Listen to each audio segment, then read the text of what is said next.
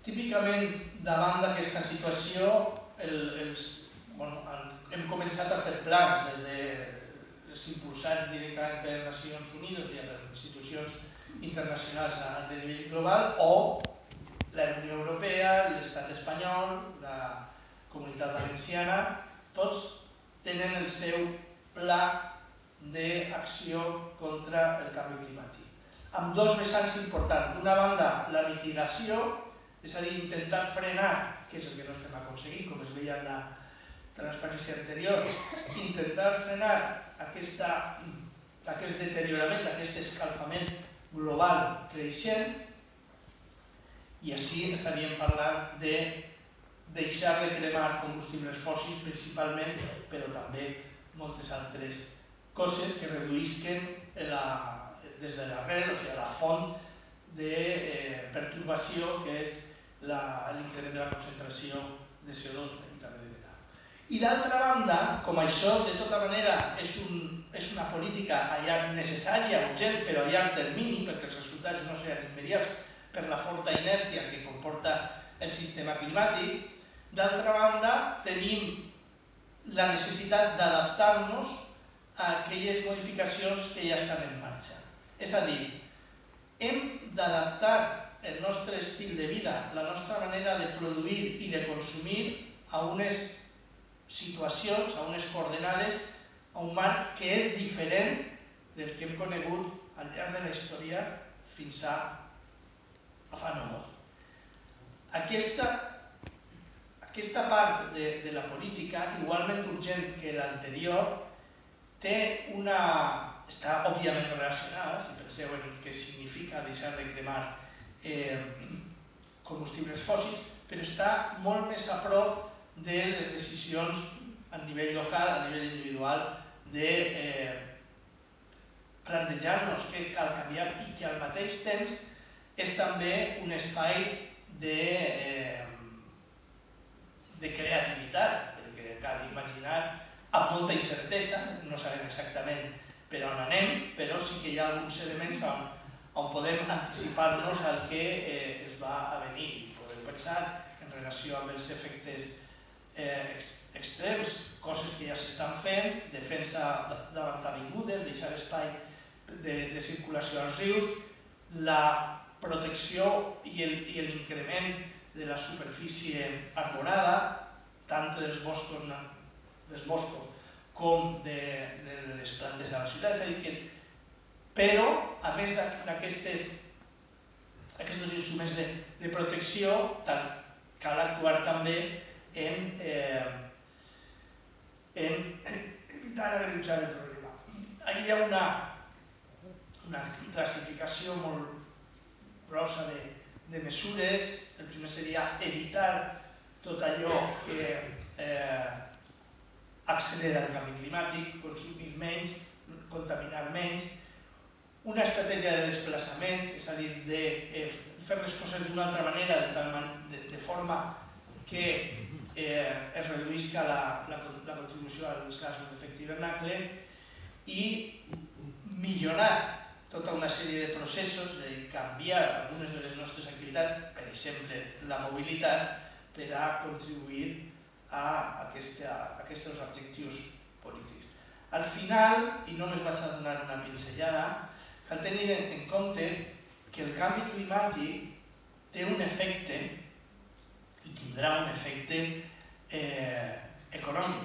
Així tenim un article, una gràfica d'un article publicat ahir en Nature, que és molt semblant a la primera gràfica que mostrava abans, però ara en sentit contrari. Abans teníem les tendències cap amunt, així que s'analitza l'impacte econòmic, en concret en l'eix vertical el percentatge de reducció de la renda per càpita global, i de nou trobem un escenari, el 8.5 en roig i el 4.5, no, el 2.6 en blau.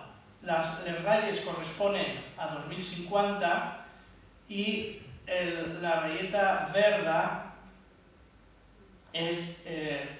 no és la disminució de renda, sinó el cost de mitigació per a un escenari 2.6. És a dir, que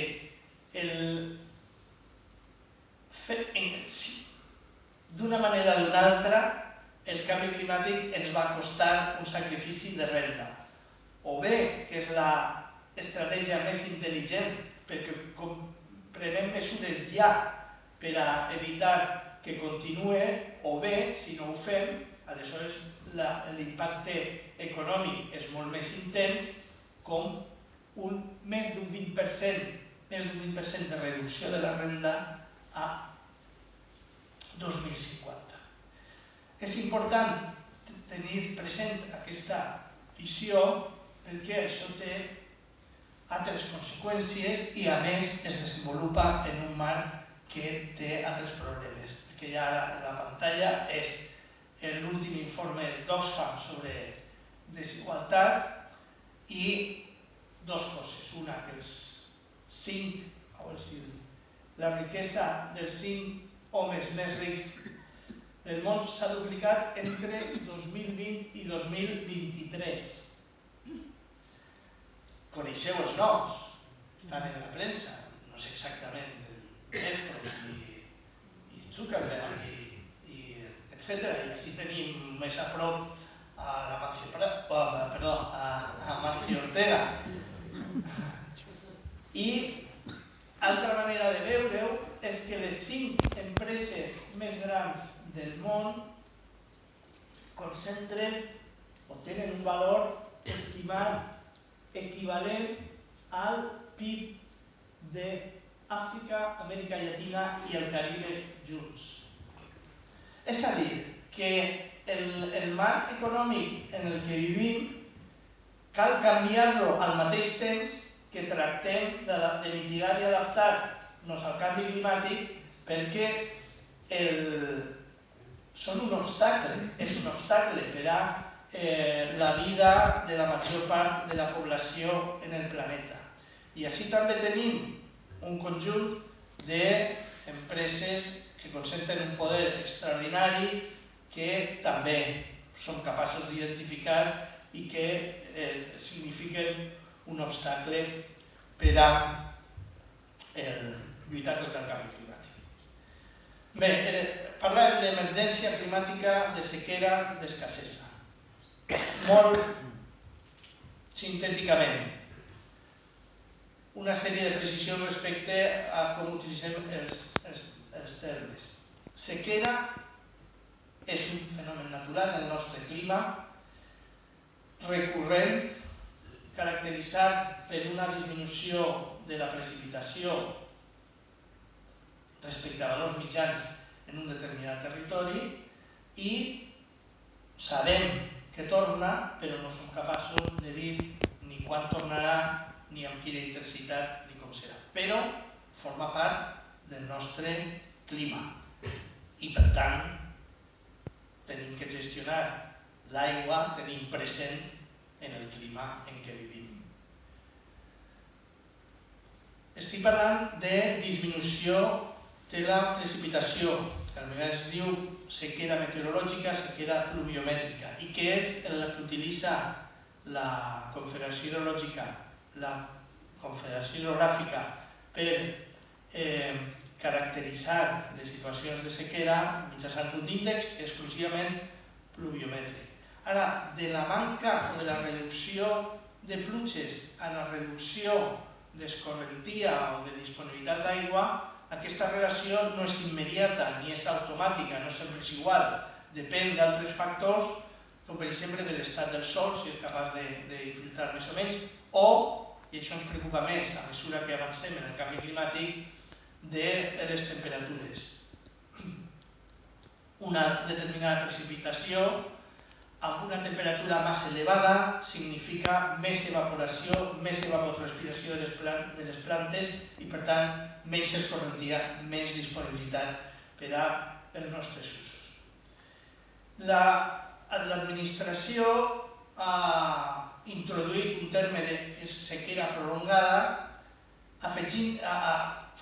per a donar resposta a un article de la Directiva Marc de l'Aigua en relació a les excepcions que diu que, bé, cas de sequera prolongada, com a exemple, junt a les precipitacions, a les greus inundacions, en aquest cas es poden fer excepcions respecte als objectius de mantenir els ecosistemes en bon estat, els ecosistemes i els aqüífers.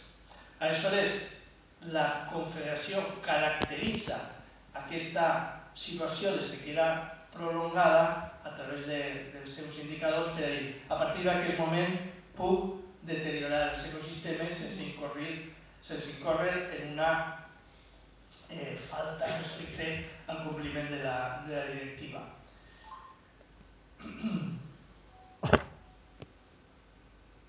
Bé, ho deixo així i ara tornem. L'altre aspecte que és un aspecte diferent és l'aspecte d'escassesa. Escassesa és senzillament, en l'àmbit que estem parlant, un desajust entre les demandes i la disponibilitat d'aigua. En general, en els missatges que rebem a través dels mitjans de comunicació, sempre ens ho expliquen d'una banda. És que hi ha més disponibilitat d'aigua i s'obliden de l'altra banda. És que hi ha un excés de demanda. Doncs bé, l'escassesa és el joc d'aquestes dues variables.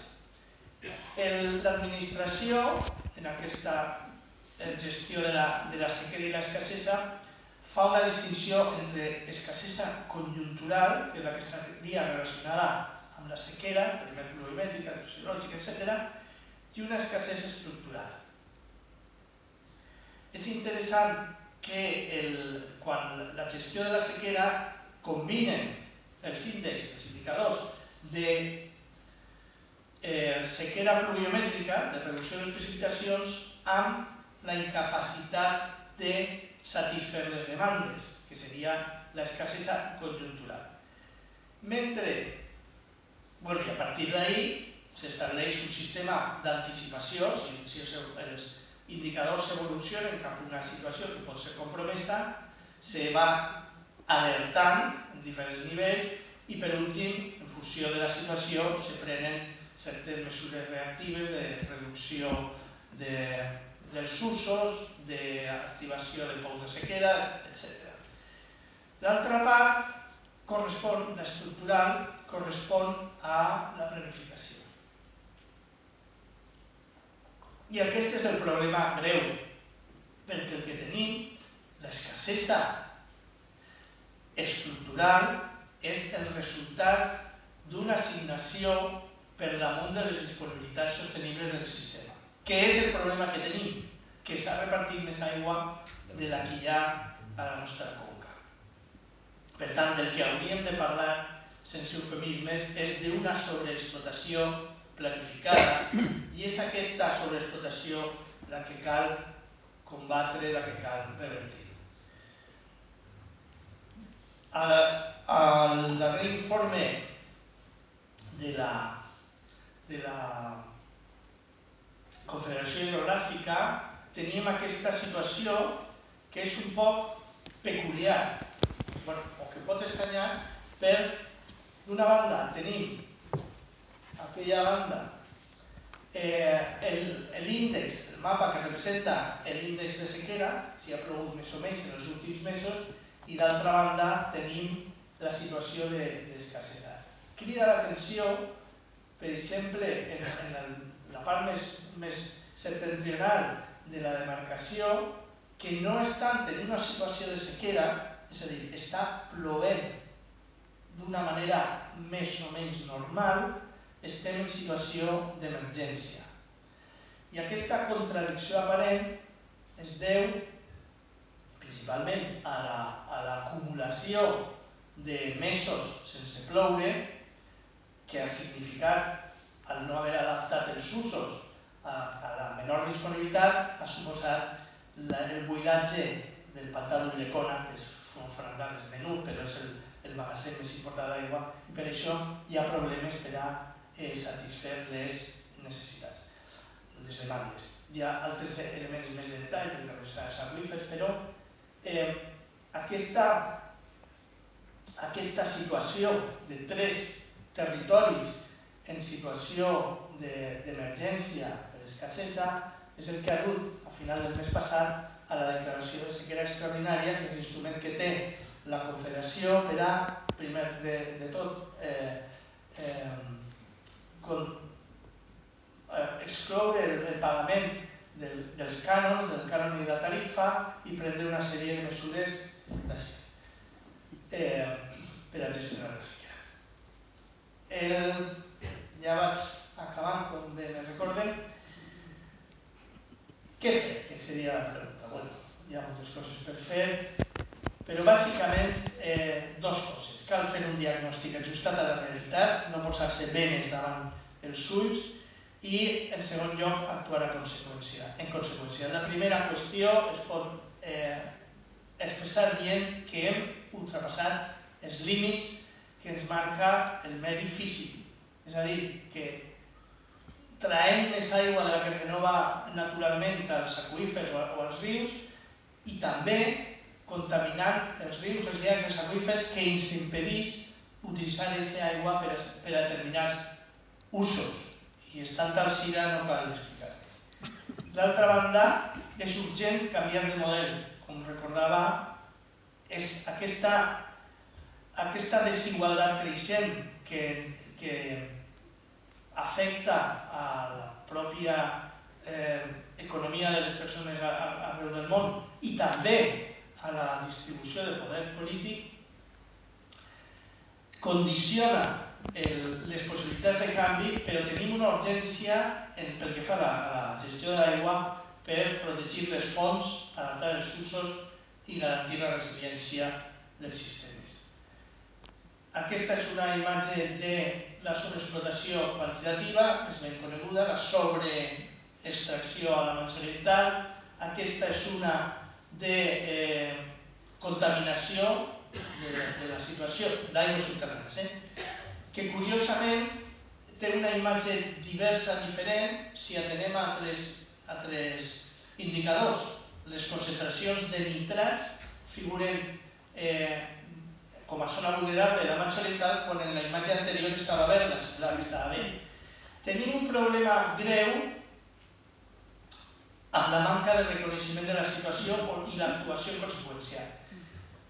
La Confederació Hidrogràfica del Sublent en el Pla Mitget reconeix que hi ha canvi climàtic, que hi ha una sèrie de riscos, els estudia, els representa, però no actua en conseqüència. És a dir, un pla, l'horitzó del qual és entre 22 i 27, diu, sí, hi ha efectes al canvi climàtic, i a més, si mireu la gràfica, els períodes no són a 2050, no és que necessitem actuar per al que passarà després a 2050, no, sinó que reconeixem que estem en una situació de canvi climàtic, es decideix no prendre cap mesura d'anticipació, cap programa, proposta, el que fora iniciar la reducció necessària.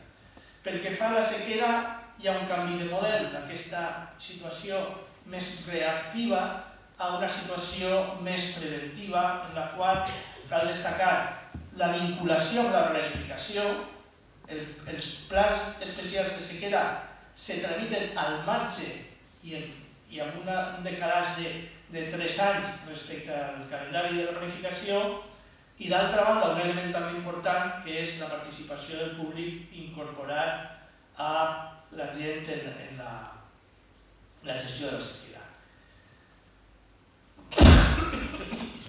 Perdó.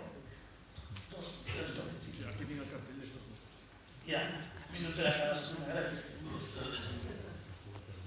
La qüestió es pot plantejar en termes de redistribució. És a dir, la tasca que tenim per davant és procedir a un nou repartiment de l'aigua. I això significa, primer, tenir en compte les necessitats dels ecosistemes, perquè són la clau, el seu bon estat de que puguem continuar i reproduint el cicle hidrològic. Significa definir clarament i respectar les prioritats, en primer lloc els drets humans a l'aigua i a l'abastiment, i després modificar els usos adaptant-los a les possibilitats reals. I per últim, una reflexió o un llistat de possibles actuacions al nivell que tenim més a prop, al nivell local, la primera de les quals és posar l'aigua a l'agenda. En l'aigua ens va la vida i moltes ocasions no som capaços de veure la seva importància fins que, com va passar així, obrim l'aixeta i no és aigua, no és el que va passar així, obrim l'aixeta i no és aigua o l'aigua que és per l'aixeta no la podem veure. Aleshores sí li donem importància. O també quan una gran avinguda deixa el territori destrossat. Segon, necessari a nivell local i també a nivells superiors involucrar els ciutadans. Els ciutadans són els que obrin i tanquen l'aixeta, els ciutadans tenen que participar en la gestió de l'aigua i aquesta participació ha d'estar institucionalitzada. Els ajuntaments poden fer molt en aquest sentit. Recuperar el control públic de la gestió, no vaig estendre, però hi ha tota una sèrie de riscos vinculats a la gestió privatitzada. Elaborar, alçar un poc la mirada i veure que estem parlant del que queda de segle d'adaptació al canvi climàtic, per tant, d'establir una estratègia a llarg termini, reforçar la cooperació intermunicipal, perquè moltes vegades un municipi no té capacitat, sobretot quan són més menuts, per actuar i ha de mancomunar-se o consorciar-se amb els del costat, i coordinació amb altres administracions. La primera en aquest àmbit és la Diputació, però la Generalitat té capacitat de fer molt més del que està fet i del que ha fet en el passat per millorar la gestió de l'aigua, per donar resposta a un problema que s'agreuja dia a dia i que no prestem l'atenció suficient. Moltes gràcies.